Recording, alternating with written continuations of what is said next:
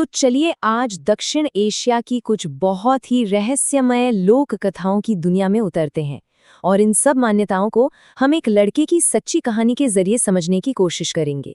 ये कहानी रवि नाम के एक लड़के से शुरू होती है। रवि उन लोगों में से था जो भूत प्रेत की कहानियों को बस मजे के लिए सुनते थे, ज्यादा यकीन नहीं करते थे। तो उसने अपने दोस्तों से शर्त लगा ली कि वो एक ऐसे पुराने वीरान घर में रात बिताएगा जहां सालों से कोई गया तक नहीं था। अब रवि के दोस्त तो उसके साथ जाने से साफ साफ डर रहे थे, लेकिन रवि अपनी बात पर अड़ा हुआ था। तो बस आधी रात को वो अकेला ही उस वीरान घर की तरफ चल पड़ा, जहां सच कहूं तो खामोशी भी डरावनी लग रही थी। उस पुराने घर के बारे में ना कई कहानियां मशहूर थी, लेकिन जो सबसे ज्यादा डरावनी कहानी थी वो थी चुड़ैल की। दक्षिण एशिया की लोक कथाओं में चुड़ैल एक ऐसी आत्मा को कहा जाता है जो किसी महिला की बहुत ही दुखद मौत के बाद बनती है, खासकर अगर मौत गर्भावस्था के दौरान हुई हो। अच्छा, जैसा कि स्लाइड दिखा रही है, चुड़ैल और डायन में एक बहुत बड़ा फर्क है। चुड़ैल का ताल्लुक अक्सर किसी महिला की गर्भावस्था के दौरान हुई मौत से होता है और उसका मकसद होता है बदला लेना। वहीं दूसरी तरफ डायन को काली शक्तियों से जोड़ा जाता है और वो किसी भी रूप में हो सकती है। तो जैसे ही रवि उस घर के पास पहुंचा, उसे ऐसा लगा जैसे कोई उसके पीछे पीछे चल रहा है। और तो और दरवाजा भी अपने आप खुल गया, मानो कोई उसे अंदर बुला रहा हो। लोक कथाओं के माने तो उल्टे पैर और इस तरह का निमंत्रण चुड़ैल के आने के ही संकेत माने जाते हैं। घर के अंदर का माहौल तो वैसे ही बहुत डरावना था, लेकिन दीवार पर लगी एक तस्वीर ने रवि को सबसे ज्यादा डरा दिया। उस तस्वीर से लाल रंग का कोई तरल पदार्थ टपक रहा था।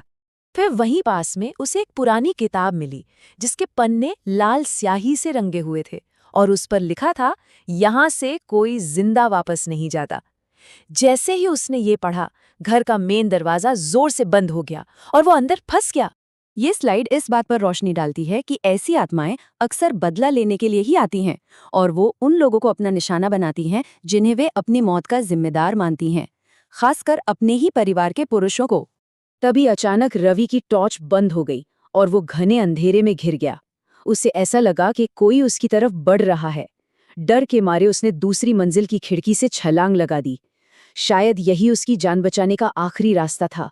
अगली सुबह जब उसके दोस्त उसे ढूंढने आए तो वो वहां बेहोश पड़ा मिला। उसे फौरन अस्पताल ले जाया गया, जहां वो पूरे 2 दिन तक होश में नहीं आया। और जब रवि को होश आया भी तो वो बहुत ज्यादा डरा हुआ था। वो बार बार बस यही चिल्ला रहा था, मुझे बचाओ, मुझे बचाओ। इस एक घटना ने उस पर इतना गहरा असर डाला। इससे पता चलता है कि ऐसी कहानियां लोगों के दिमाग पर कितना गहरा असर डाल सकती हैं। और ये कहानी हमें एक और कड़वी सच्चाई की ओर ले जाती है। असल दुनिया में जादू टोने के नाम पर कई महिलाओं को निशाना बनाया जाता है, खासकर विधवाओं और बुजुर्ग महिलाओं को, ताकि उनकी संपत्ति छीनी जा सके या उनका किसी भी तरह से शोषण किया जा सके। जब डॉक्टर भी रवि की कोई मदद नहीं कर पाए तो उसके परिवार ने पारंपरिक तरीकों का सहारा लिया। उन्होंने एक तांत्रिक से मदद मांगी जो ऐसी समस्याओं का समाधान करने के लिए जाने जाते हैं। हिंदू धर्म में बुरी आत्माओं को भगाने के लिए एक खास प्रक्रिया होती है। इसमें शक्तिशाली मंत्रों का जाप किया जाता है और कुछ उग्र देवताओं को बुलाया जाता है ताकि वे बुरी आत्माओं को भगा सकें। नरसिंह, हनुमान और काली माँ जैसे देवताओं को बुराई से बचाने वाला माना जाता है। लोक मान्यताओं के अनुसार इनकी पूजा करने से हर तरह की बुरी आत्माएं दूर रहती हैं।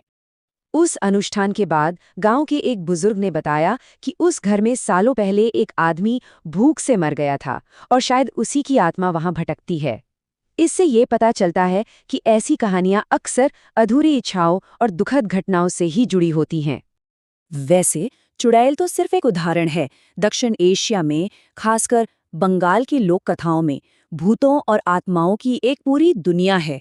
जैसा कि आप इस स्लाइड पर देख सकते हैं, हर किसी की अपनी एक अलग कहानी और अपना एक अलग मकसद है।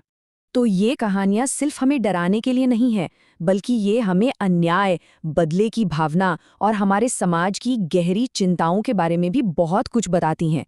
ये हमें सोचने पर मजबूर करती हैं कि न्याय क्या है और क्या वो मौत के बाद भी मिलता है।